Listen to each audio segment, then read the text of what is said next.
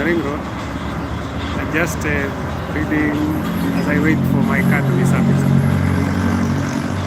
So Efosa is originally from Nigeria, but he had spent the bulk of his adult life living and working in the United States.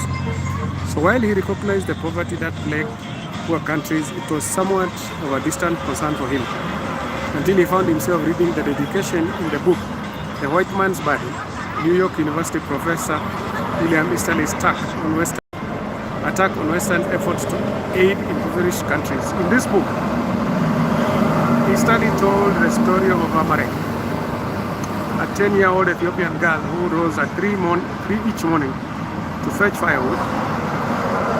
So then she had to walk miles to sell the firewood in the market to help provide for her family.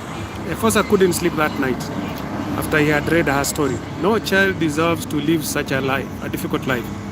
So Efosa, together with some of his friends, set up a non-profit organization, Poverty Stops Here, to raise money to build wells in various parts of his native Nigeria. The lack of water is the first thing that hits you when you visit a poor community. Efosa later shared with me, water is life. It's why there are so many water projects throughout the world. We just need to get people water. Everything starts there. In a similar vein, when you visit a poor country, the lack of quality education, unpaved roads, bad governance, and other poverty indicators are painfully obvious. Is it reasonable to assume that the answer to solving poverty lies in providing one or all of those things? Efosa managed to raise more than 300,000 USD and identified 5 communities in which to help build wells.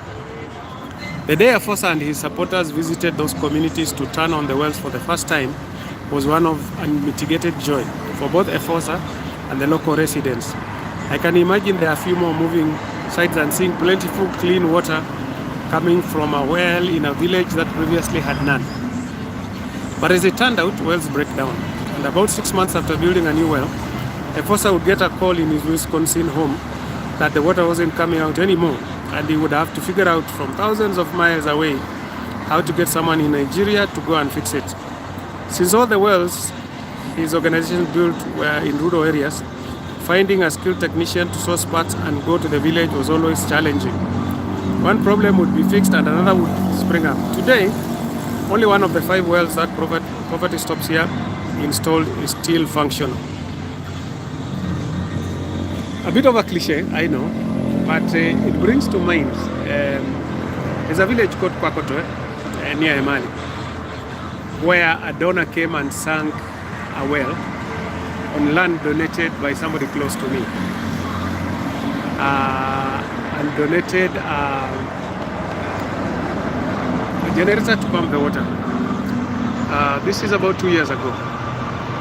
As we speak now, that water is no longer functional, is no longer working. The well is not working, the pump, nobody buys provides the diesel. The community cannot provide fuel to run the pump. The local MCA put up a solar pump which seems not to be working for some reason. So basically, as we speak now, 2 years down the line, after a well was sunk in a place close to me, the water is not running. So what do we do about that? Yeah?